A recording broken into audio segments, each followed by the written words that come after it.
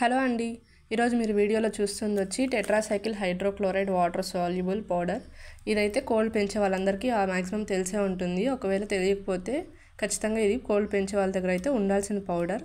తీసుకొచ్చుకోండి. దీని ప్రైస్ వచ్చి 99 రూపీస్. ఈ పౌడర్ని ఎలా వాడాలంటే 1 లీటర్ నీళ్ళకి 2.5 గ్రాముల పౌడర్ అయితే వేసి కలిపేసి పెట్టేస్తే కోల్డ్ అయితే తాగేస్తాయి.